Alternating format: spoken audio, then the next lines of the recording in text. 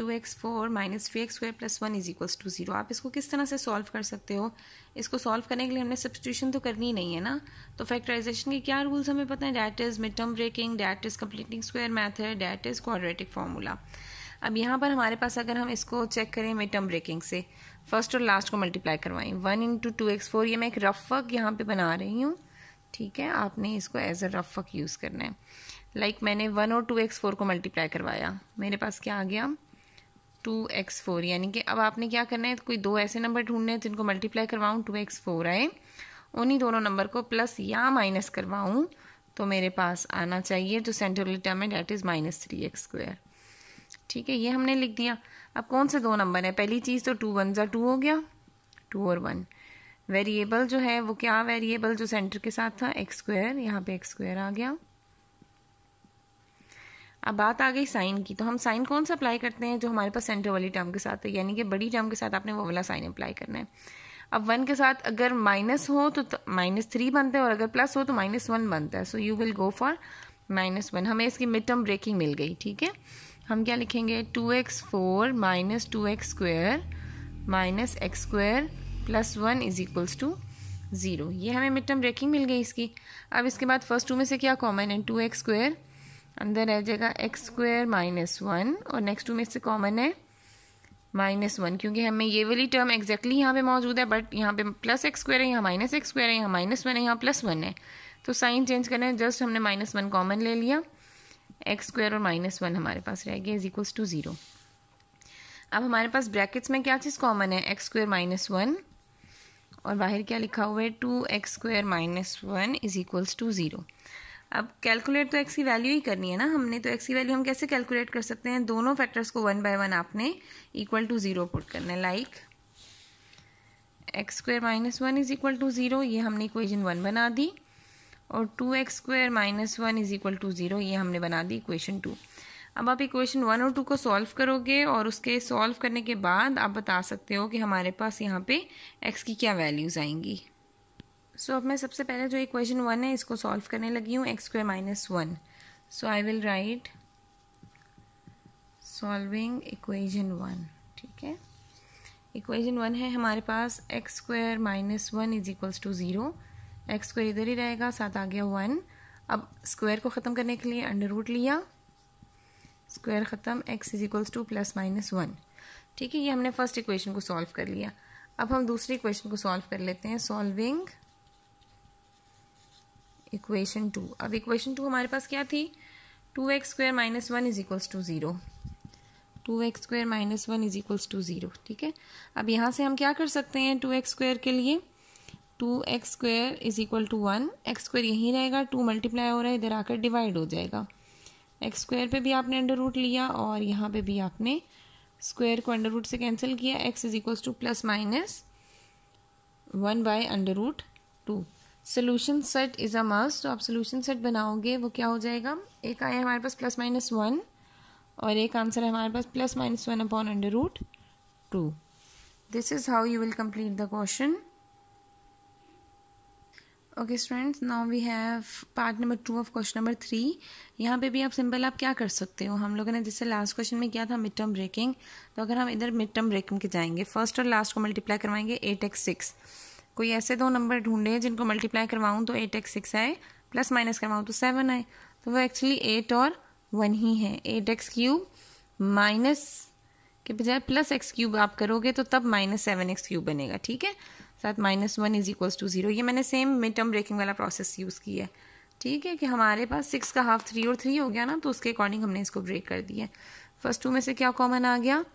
8x³। Least power को आप common ले लेते हो, यहाँ पे 6 थी, यहाँ 3 थी, तो 3 कॉमन आ सकता था। यहाँ 6 में से 3 निकल गई, 8 भी निकल गया, तो 3। 8x³ एज इट इज़ यहाँ आ गया, तो यहाँ आपने 1 लिख दिया।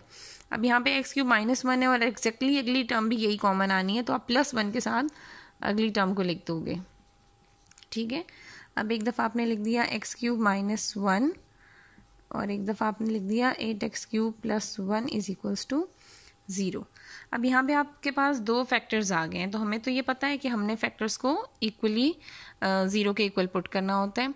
तो हमारे पास x³ -1 को जब इक्वल टू 0 पुट किया, इसको मैं कह देती हूँ ये इक्वेशन 1 है, ठीक है। इसके बाद सेकेंड स्टेप में मैं क्या करती हूँ, 8x³ प्लस 1 को भी 0 के इक्वल पुट कर देती हूँ। ये मेरे पास इक्वेशन 2 आ गई। अब इक्वेशन 1 को सॉल्व करूँगी। वो है हमारे पास x³ minus 1 is equals to 0। तो यहाँ पे अगर मैं देखूँ तो यहाँ एक क्यूब का फॉर्मूला भी बन रहा है, और वो क्यूब का फॉर्मूला क्या है मेरे पास, a³ minus b³, like x³ बन सकता है x का होल क्यूब माइनस 1 का होल क्यूब। और a³ माइनस b³ किसके इक्वल होता है, a minus b, a² means x² plus 1 minus x is equal to 0, sorry plus x, a³ minus b³ a minus b a² plus ab plus b², तो ये हमारे पास plus x आ जाएगा। अब ये दो फैक्टर्स आ गए, दोनों को 1 बाय 1 आप 0 के इक्वल पुट कर दोगे, x minus 1 is equals to 0 और x² plus x plus 1 is equals to 0। एक x की वैल्यू आ गई हमारे पास 1। ठीक है, अब यहाँ से x की वैल्यू आप कैसे कैलकुलेट कर सकते हो, यहाँ पे हमारे पास मिड टर्म ब्रेकिंग भी नहीं हो सकती, क्वाड्रेटिक फॉर्मूला आप अप्लाई कर सकते हो, या कंप्लीटिंग स्क्वायर भी नहीं हो सकता। ठीक है, तो हम इस पे क्वाड्रेटिक फॉर्मूला अप्लाई करेंगे। ओके, यहाँ पे हमने जब सेकेंड इक्वेशन को यहाँ पर लिखा और इसके ऊपर क्वाड्रेटिक फॉर्मूला अप्लाई कर दिया हमने, हमारे पास आ गया यहाँ पे सिंप्लीफाई करने के बाद -1 plus minus under root -3/2। But उन्होंने क्वेश्चन में मेंशन किया था फाइंड ओनली रियल रूट्स। तो जब भी हमारे पास अंडर रूट के अंदर माइनस आ जाता है तो ये तो कम्प्लेक्स में चला जाएगा, तो आप इस आंसर को कंसिडर नहीं करोगे क्योंकि ये कम्प्लेक्स रूट बन गया। और साथ रीज़न भी हम लिख देते हैं कि ये कम्प्लेक्स रूट में आ गया। कम्प्लेक्स रूट में क्यों आया है, क्योंकि हमारे पास अंडर रूट के अंदर -1 आ गया। फिर ये वाली एक इक्वेशन हमने सॉल्व की, उसका एक पार्ट हमारे पास ऐसे सॉल्व हुआ और इसका सेकंड पार्ट आपने क्वाड्रेटिक फॉर्मूला से सॉल्व किया, बट वो हमारे पास यूजेबल नहीं था, हम सेकंड इक्वेशन पर चले गए। अब आपने सेकंड इक्वेशन को सॉल्व करना है, 8x³ प्लस 1। तो इसको मैं कैसे लिख सकती हूँ, 2x का होल क्यूब प्लस 1 का whole cube is equals to 0। तो a³ प्लस b³ किसके इक्वल होता है, a plus b a² plus ab plus b² is equal to 0।